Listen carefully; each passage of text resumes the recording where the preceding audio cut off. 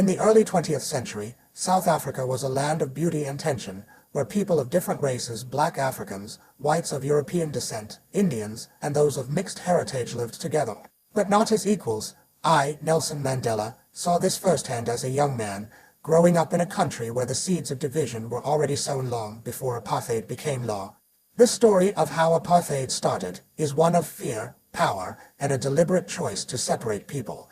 But it's also about the resilience of those who resisted from the beginning. Let me take you through how this system came to be, step by step, so you can feel the weight of its beginnings and the hope that kept us fighting. South Africa's story begins centuries earlier, with European settlers arriving in the 1600s. The Dutch landed at the Cape in 1652, setting up a trading post, followed by the British in the 1800. They brought their own ideas of superiority, clashing with local African groups like the Xhosa and Zulu, who had lived on the land for generations. These early encounters were marked by wars and land grabs, pushing African communities off fertile areas. By the time I was born in 1918, white settlers, mostly Dutch descendants, called Afrikaners and British colonials, controlled much of the land and wealth, while black Africans, who made up the majority, were laborers or farmers with little power. In 1910, the Union of South Africa was formed, uniting British and Afrikaner territories under one government. It was a white government, though, with black people, Indians, and mixed-race colored people excluded from voting in most areas. This set the stage for what was to come. The government passed laws like the 1913 Natives Land Act, which gave whites 87% of the land, leaving black Africans with just 13%, mostly poor and overcrowded reserves.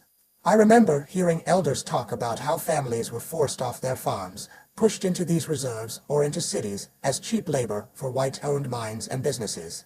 This wasn't called apartheid yet, but it was the foundation laws that favored whites and squeezed everyone else. By the 1940s, South Africa was a powder keg.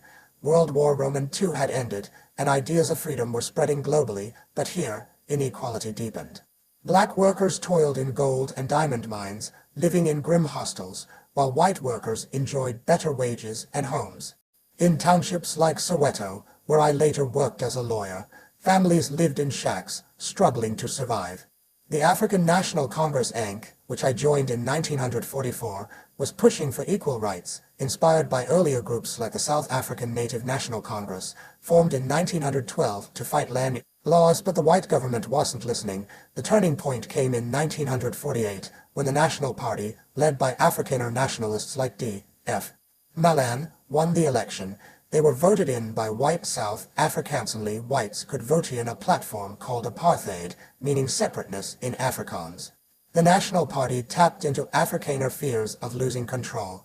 They'd faced poverty themselves after the Anglo-Boer War, 18,991,902, and felt threatened by growing black urban populations and calls for equality.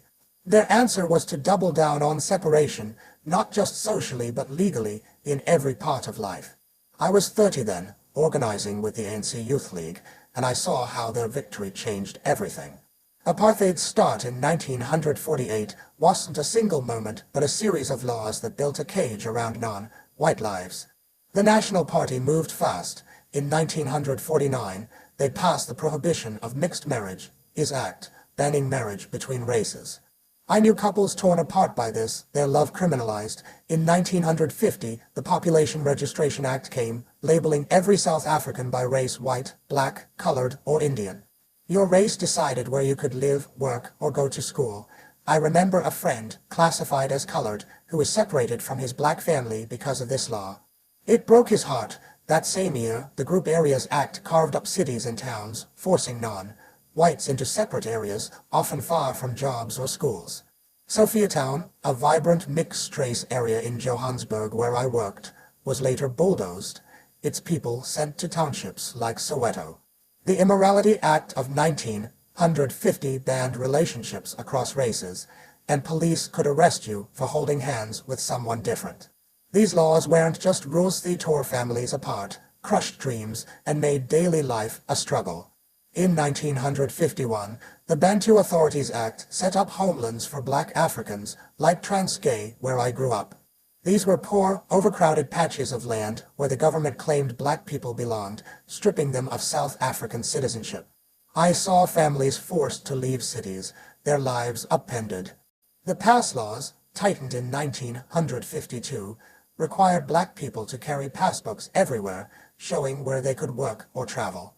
I was arrested myself for not carrying one, and I saw the humiliation in people's eyes when police checked theirs.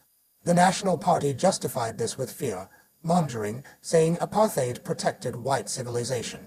But it was about power-keeping wealth and control in white hands, especially Afrikaners, who felt they'd been wronged by British rule. Leaders like Hendrik Verwoerd, who became Prime Minister in 1958, pushed separate development, claiming each race would thrive apart. In reality, black, colored, and Indian communities got crumbling schools, no electricity, and low wages, while whites lived in comfort.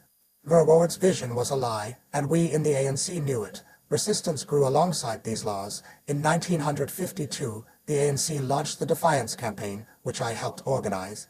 We broke apartheid rules on purpose, like entering whites, only areas to clog the courts.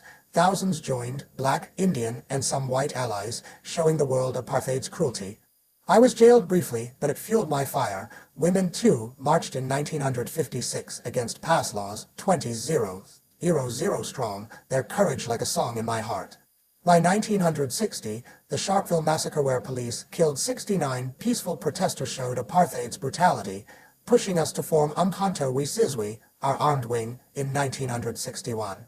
Apartheid's roots were in centuries of land theft and colonial control, but its formal start in 1948 was a deliberate choice by the National Party to enshrine racism in law. They built a system that touched every part of life, where you lived, who you loved, what you learned. Yet from the start, people fought back. In prison, I heard stories of ordinary folks teachers, workers, mothers, who kept hope alive. Their courage, like our shared humanity, showed that no law could break our spirit. If you face injustice, stand firm, help others, and keep hope burning. Power to the people.